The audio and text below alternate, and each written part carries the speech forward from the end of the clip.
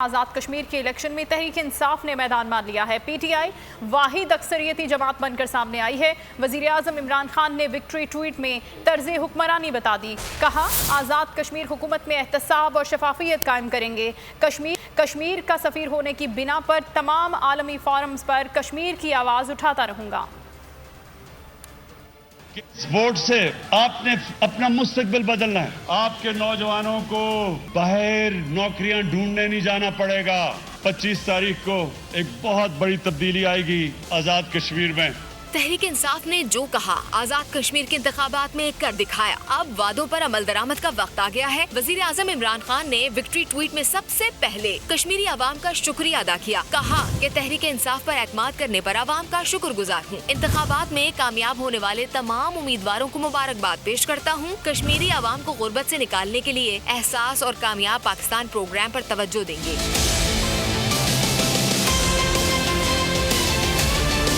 وزیر اعظم عمران خان نے مزید کہا کہ حکومت میں احتساب اور شفافیت ممکن بنانے کے لیے ہر اقدام کریں گے۔ کشمیر کا سفیر ہونے کی بنا پر تمام عالمی فورمز پر کشمیر کی آواز اٹھاتا رہوں گا۔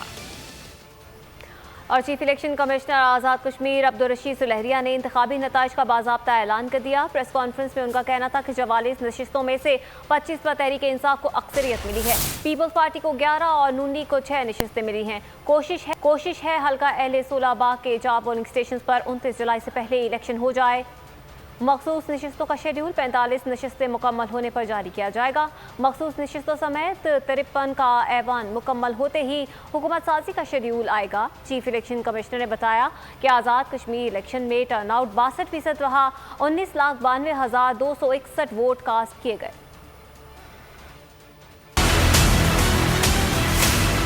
ہمارے پاس 45 سیٹیں تھیں جب الیکشن ہوا ہے۔ 44 کے رزلٹ مکمل ہو گئے۔ ایک حلقے میں ایک جو 3-4 پولنگ اسٹیشن ہے وہاں دوبارہ ری پولنگ ہوگی۔ جو 44 ہے اس کے مطابق Pakistan 5 seats, Pakistan Peoples Party A J K 11، Pakistan Muslim league known a J کے 6، جموں کشمیر پیپلز پارٹی کا 1 اور آج جموں کشمیر مسلم کانفرنس کی 1 سیٹ۔ ٹوٹل ووٹس ہیں جو ہے وہ تھے ہمارے پورے آزاد کشمیر اور پاکستان کی سیٹیں ملا کر 32,20,793۔ ٹوٹل ووٹ پول ہوئے ہیں ہمارے یہاں وہ 19,92,261۔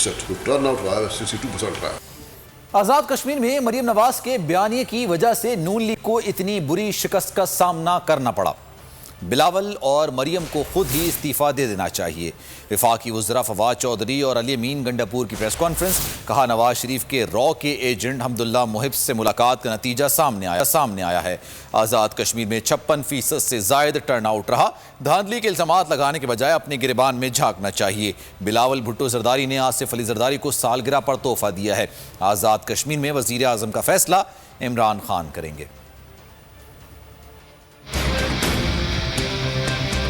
میں یہ سمجھتا ہوں کہ اصولی طور کے اوپر اگر نون لیگ اور پیپلز پارٹیز کوئی ان میں رمق بھی ہے پارٹی کی تو ان کو چاہیے کہ وہ بلاول بھٹو سے اور مریم نواز شریف سے استعفیٰ لے لیں۔ خود بھی ان میں اگر کوئی تھوڑی بہت سیاسی طور کے اوپر کوئی شرم ہے اور اتنی بڑی شکست کی ذمہ داری انہیں قبول کرنی چاہیے، اور بجائے اس کے کہ ایک خواہ دھاندلی کے الزامات لگائیں اور ایسے ہی ان کے پیچھے چھپنے کی کوشش کریں، اپنے گریبان میں جھانکیں، اپنی سیاست کو پرکھیں۔ اور پیپلز پارٹی اور نون لیگ جو ایک بڑی اہم سیاسی جماعتیں ہیں ان کے اندر نئی لیڈرشپ کو ابھرنے کا موقع دیں۔ نواز شریف نے جو حمداللہ محب سے ملاقات کی الیکشن سے صرف 1 دن پہلے، اس کے اثرات کشمیریوں نے وہاں پر ان کو دکھائے، اور مریم نواز شریف کے بیانیے کو کشمیر کے عوام نے بری طرح مسترد کر دیا۔ جو 72 سال کی محرومی ہے کشمیر کے اندر، آزاد کشمیر کے اندر، انشاءاللہ جس طرح غلط بلتستان میں ہماری حکومت آئی اور ہم نے 370 بلین کا پیکیج دے کر آج ماشاءاللہ ان کی 72 سال کی محرومی کا ازالہ کر رہے ہیں۔ انشاءاللہ بہت جلد ہم کشمیر کے لوگوں کو خوشخبری دیں گے اور انشاءاللہ تمام مسائل جو ان کے ہیں انشاءاللہ ان کو حل کریں گے۔ بلاول بھٹو زرداری الیکشن کمیشن سے نالاں، کہتے ہیں پی ٹی آئی نے تشدد اور دھاندلی کا سہارا لیا۔ الیکشن کمیشن انتخابی قواعد کی خلاف ورزیوں پر کارروائی میں ناکام رہا، جبکہ مریم نواز بولی نہ نتائج تسلیم کیے ہیں نہ کریں گے، آئندہ کا لائحہ عمل کیا ہوگا جماعت جلد فیصلہ کرے گی۔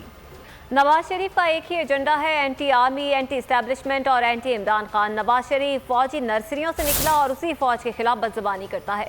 वज़ीर दाखिला शेख रशीद की न्यूज़ कॉन्फ्रेंस, साहब सारी जिंदगी लगे रहे, इक़्तिदार का मुंह नहीं देख सकेंगे। फिरदौस आशिक अवान भी लीगी रहनुमाओं पर खूब गर्जी बरसी, कहा कि इन लोगों ने कुल्हाड़ी पाँव पर नहीं बल्कि पाँव कुल्हाड़ी पर मारी है। मरियम नवाज इलेक्शन के नताइज तस्लीम करे या ना करे, किसी को परवाह नहीं। कश्मीरियों ने पीपल्स पार्टी और नून लीग का सूरज गुरूब कर दिया।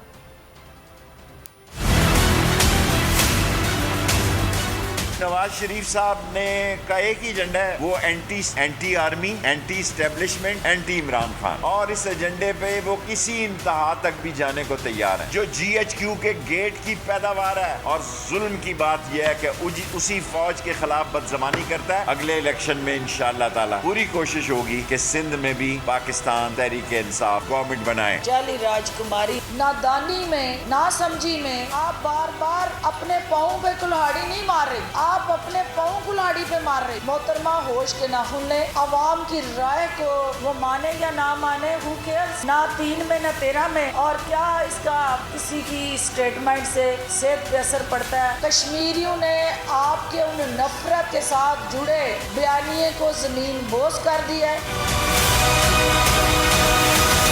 कश्मीर में बड़ी फतह के साथ ही नए कायदे अवान की तलाश भी शुरू हो गई है।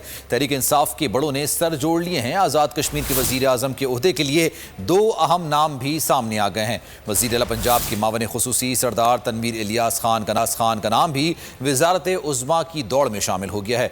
पाकिस्तान तहरीक इंसाफ आज़ाद कश्मीर के सदर बैरिस्टर सुल्तान महमूद चौधरी भी वज़ारत उज़्मा के अहम उम्मीदवार के तौर पर सामने आ गए हैं।